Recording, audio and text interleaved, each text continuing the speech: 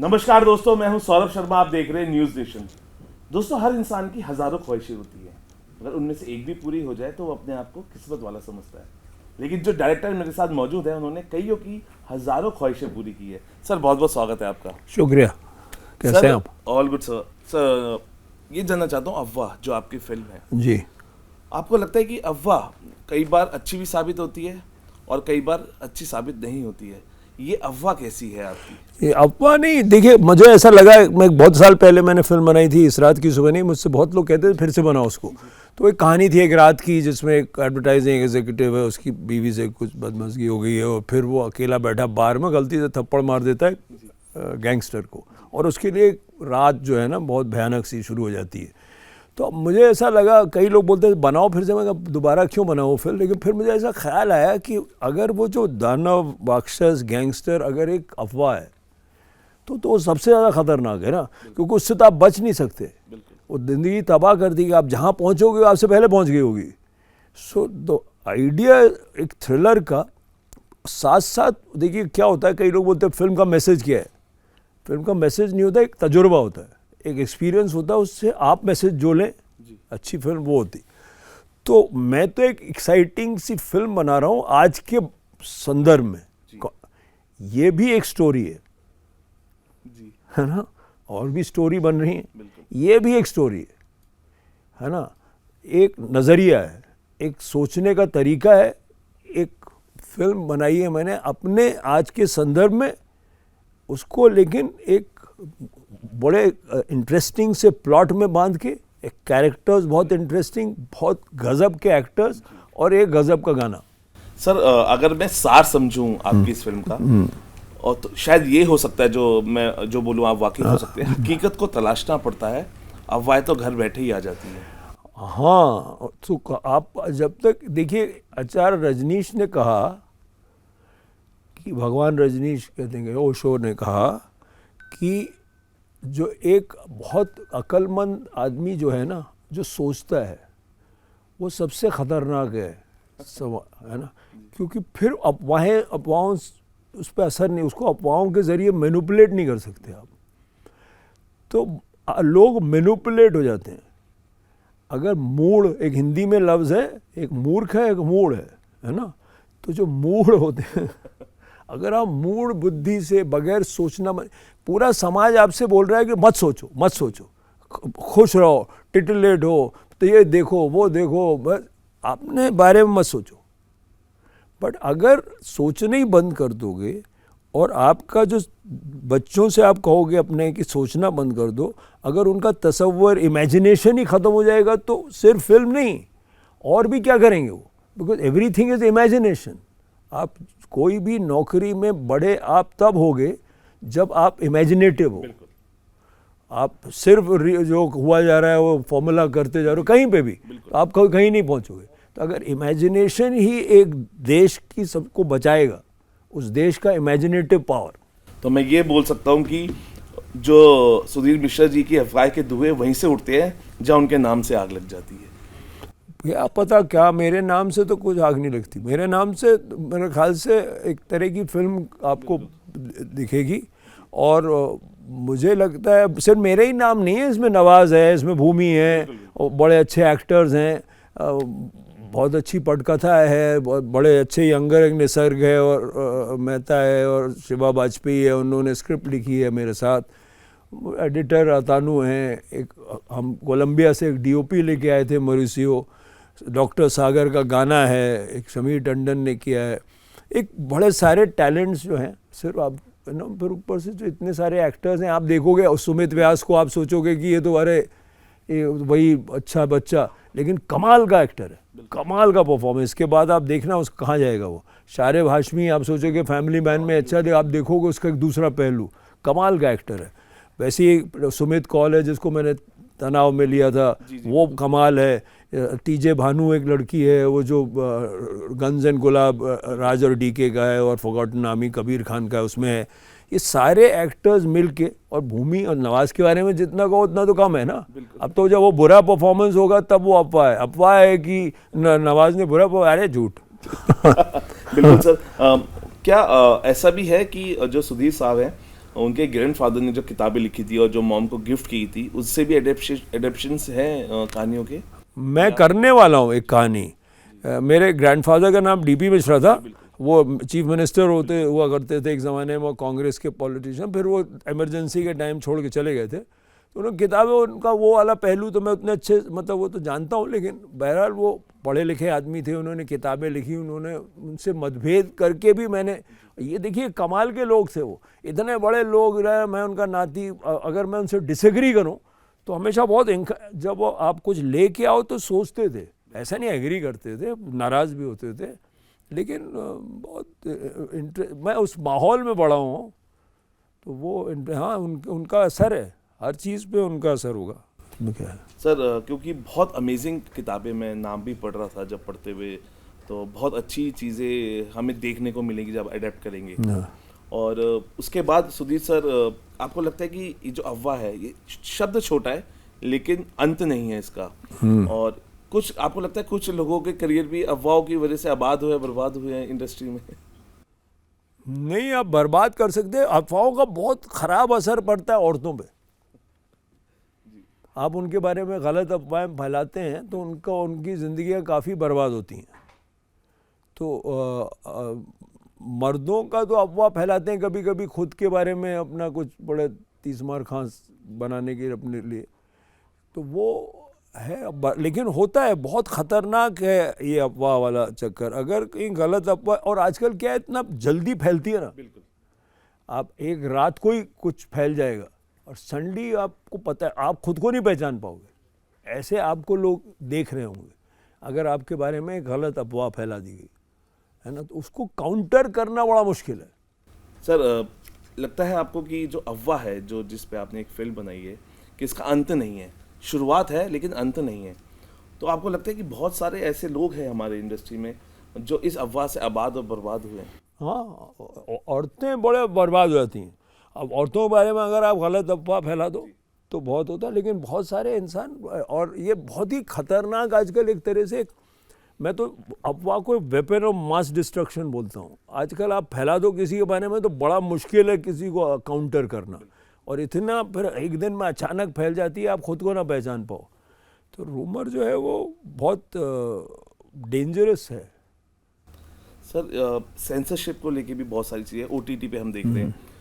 मैं अभी एक इंटरव्यू कर रहा था एक संस्कृत दिव्येंदु भट्टाचार्य का, तो उन्होंने कहा था एक भेड़ चाल सी हो गई है ओटीटी पे भी, जिसमें अगर कोई मिर्ज़ापुर बना रहा है तो सब मिर्ज़ापुर जैसी चीज़ें बनाना चाह रहे हैं।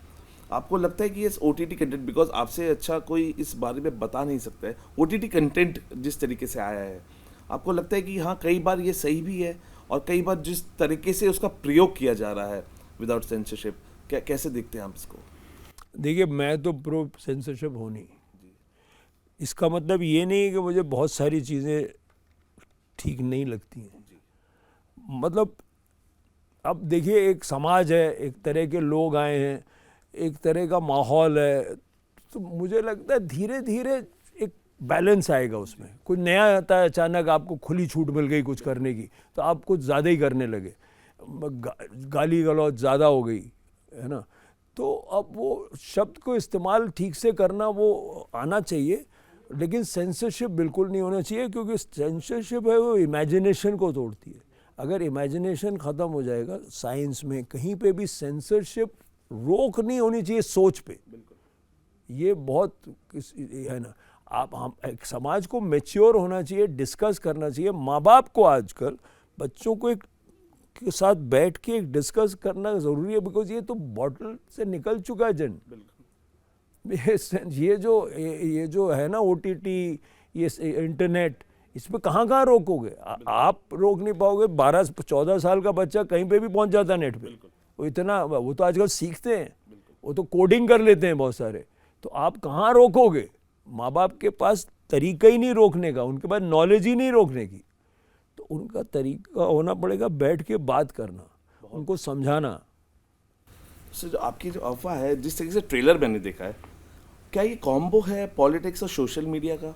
जिस तरीके से हम देखते हैं तुरंत कुछ आता है और तुरंत ऐसे आग की तरह फैलता है। हाँ, तो क्या ये उसी कॉम्बो से एक अफवाह फैलती है।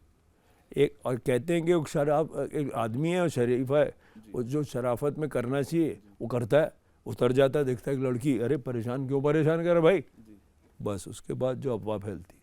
तो अब बिकॉज हम देख रहे हैं, बिकॉज कई फिल्में आई, जैसे पठान आई तो हमें एक फेस्टिवल दिखा, थिएटर्स पे लोग आए, लेकिन आपको लग रहा है कि पेंडेमिक के बाद जो ऑडियंस है उनका बहुत मूड बदला है, थिएटर्स तक वो जाने में बहुत सोच रहे हैं अब, या उनकी सोच में परिवर्तन आया है कंटेंट को लेके, अब कंटेंट किंग है, अब स्टार्स को नहीं, अब कंटेंट को देख रहा है ऑडियंस, और उससे उनकी सोच के साथ साथ बदलाव आया है थिएटर्स की तरफ आने का? नहीं आए, मतलब मुझे तो लगता है कि एक ऑडियंस की जिम्मेदारी है, क्योंकि थिएटर जो है ना, जो थिएट्रिकल स्पेस है वो बहुत इंटरेस्टिंग है, और वो थिएट्रिकल स्पेस में कम्युनिटी स्पेस है वो, जहाँ लोग बैठ के एक तजुर्बे को एक साथ महसूस करते हैं।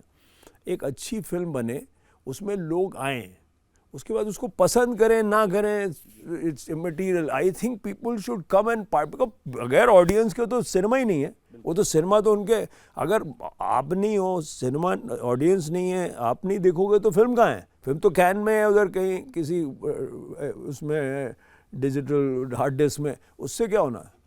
तो फिल्मों में आप आओ, देखो, पार्टिसिपेट करो, और फिर अच्छी न लगे तो उसके बारे में लिखो, और उससे एक नए डायरेक्टर्स को, नए राइटर्स को, सबको एक इंकरेजमेंट मिलेगी बहुत, और एक एटमॉस्फेयर बनेगा। बिकॉज आप सिनेमा क्यों देखते हो? क्योंकि आप ज़िंदगी से थोड़ा परेशान हो, आप एक हॉल में जाते हो, वहाँ आपको कोई एक तजुर्बा मिलता है, वो तो आपको 2 घंटे कोई सीख मिलती है, एंटरटेनमेंट मिलती है, लाफ्टर। इसीलिए मैं कहता हूँ एंटरटेनमेंट टैक्स क्यों भाई? लोग हंस रहे हैं, रो रहे हैं, समझ रहे हैं, सीख रहे हैं, 2 घंटे बिता रहे हैं, उनको तो मतलब शुड बी, अगर कोई मैंने पैसे ज़्यादा बनाए, मैं इनकम टैक्स लो ना।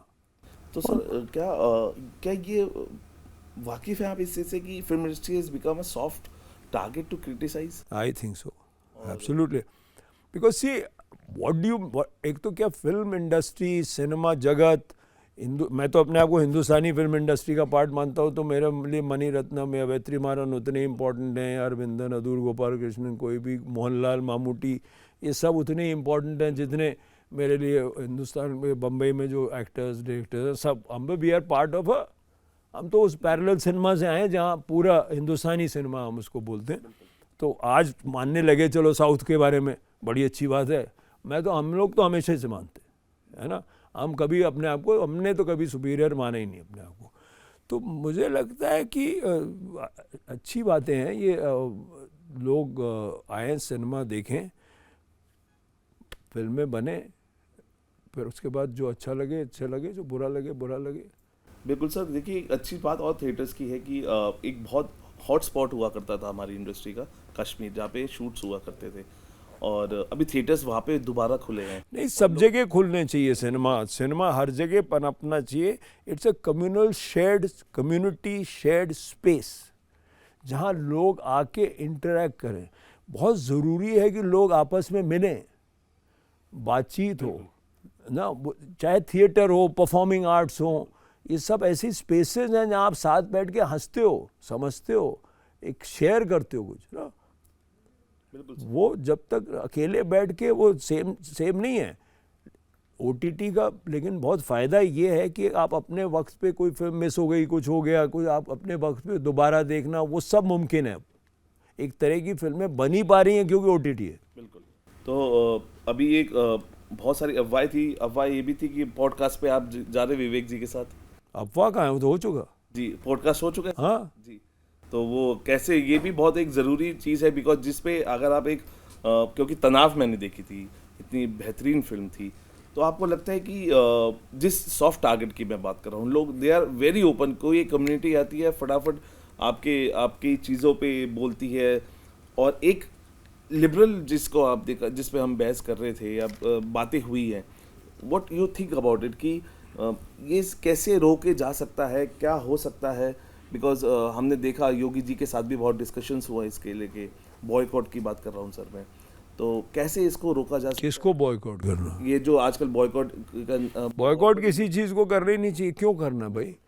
एक इंडस्ट्री है, हार्ड वर्किंग लोग हैं, सुबह 5 बजे उठते हैं, रात को 12 बजे जाते हैं। 95% इंडस्ट्री जो है वो लोगों को काम देती है। पूरे हिंदुस्तान से एक्टर्स आते हैं बम्बई में या तमिलनाडु में, चेन्नई में, हैदराबाद में, हर जगह। तो वो उनके सपने साकार होते हैं वहाँ पे। तो आप ये बहुत ही बड़ी अफवाह है कि इंडस्ट्री में हर आदमी बहुत पैसे कमाता है। ये बहुत ही बड़ी अफवाह है कि हर आदमी कुछ शराब, ड्रग्स। अरे भाई, सुबह 5 बजे कैसे उठोगे, काम पे जाओगे, 12 बजे रात को आओगे, क्या ड्रग में ऐसा आप एक्टिंग कैसे करोगे? ये तो सब आज तो वक्त ही नहीं है, इतना लोग काम कर रहे हैं। तो ये तो बिल्कुल, अब उसमें से 2-1 आदमी कुछ गड़बड़ है, हो सकता है कि नेपोटिज्म। क्या है, शाहरुख खान नेपोटिज्म का पार्ट है क्या? अक्षय कुमार नेपोटिज्म का है? कंगना रनौत क्या नेपोटिज्म में आई है? ऐश्वर्या राय क्या नेपोटिज्म में आई है? क्या कितने सारे लोग, तापसी पन्नू क्या नेपोटिज्म में आई है? भूमि पेडनेकर क्या नेपोटिज्म, नवाज क्या, इरफान क्या, कहाँ इतने सारे, कहाँ? अब कुछ लोग जो हैं, जैसे कि वकील के बच्चे वकील होते हैं, जैसे डॉक्टर के बच्चे, अगर वो अच्छे हैं, जैसे कि रणबीर आलिया अच्छे हैं, है ना, तो अगर रणबीर आलिया अच्छे हैं या कोई डायरेक्टर का बेटा अच्छा है या आदि चोपड़ा अपने विरासत को संभाल रहा है, तो इसमें बुराई क्या है? वो भी होता है। सर थोड़ा सा मेमोरीज अगर हम फ्लैशबैक में जाते हैं कि क्योंकि एक बहुत अच्छी फिल्म थी जिसको आपने डायरेक्ट भी किया था, जाने भी तो यार हो। मैंने डायरेक्ट नहीं किया था, लिखा था, को राइट किया था। वो कुंदन शाह की फिल्म है। मेरे गुरु थे, उनकी वजह से, उनमें से 2-4 लोग हैं ऐसे जिनकी वजह से मैं बम्बई में हूँ, जिन्होंने मुझे सिखाया, जिनसे मतलब जिनके बगैर मैं कुछ, इतनी मोहब्बत मिली मुझे उन लोगों से, और इतना कमाल का आदमी था कुंदन शाह कि मैं बता नहीं सकता। उसमें एक सतीश कौशिक भी थी। जी जी, अगर कोई मेमोरीज आप उनके साथ? बहुत है। सतीश और मैं साथ में शुरू हुए, कमाल का आदमी था। उसके बारे में लोग देखिए कितना वैरायटी थी उसमें, सतीश कौशिक कितना उसमें टैलेंट था कि वो लिखता था, वो एक्टिंग करता था, वो डायरेक्ट करता था, वो पॉपुलर सिनेमा में रहता था, वो उसने ब्रिक लेन में एक्टिंग की, उसने देव बेनेगल की फिल्म रोड मूवी में एक्टिंग की, उसने कागज़ जैसी या फिल्में और इंडिपेंडेंट फिल्में भी प्रोड्यूस की। वो अभी भी इतना, मतलब मुझे तो लगता है अब वो कगार पे था कि वो कुछ और करता और जल्दी चला गया। मैं और सतीश एक ज़माने में तो एक स्क्रिप्ट राइटिंग टीम बनाने वाले थे, सतीश सुधीर। हाँ, फिर सतीश सुधीर का मेरे को लगा यार ये सलीम जावेद को ज़्यादा कंपटीशन है, हम लोग डायरेक्ट ही करते हैं अलग से। We were at one point very very close, और आखिर तक हमारी दोस्ती ऐसा अच्छी थी। बहुत खूबसूरत आदमी था, बहुत जॉयस, जैसे होता है ना एक कमरे में आए कोई खिल जाए आप, वैसा था।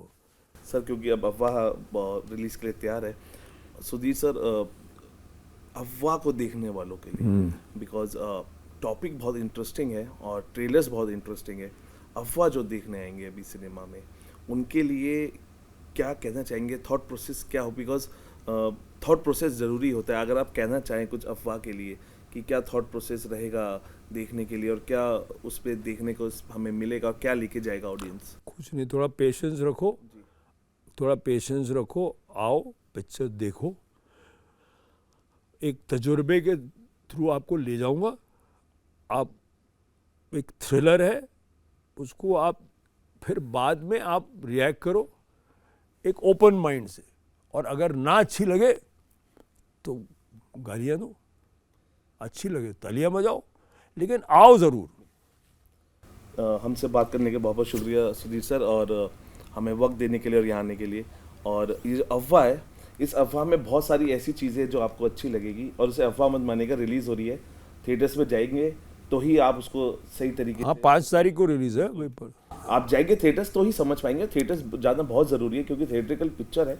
अगर आप जाएंगे तो जो इतने बेहतरीन कलाकार इसमें काम कर रहे हैं उनको भी देखेंगे, जो सब्जेक्ट सुधीर सर लेके आए उसको भी इंजॉय कर पाएंगे। फिलहाल अभी के लिए इतना ही। आप बने रहिए न्यूज़ नेशन के साथ।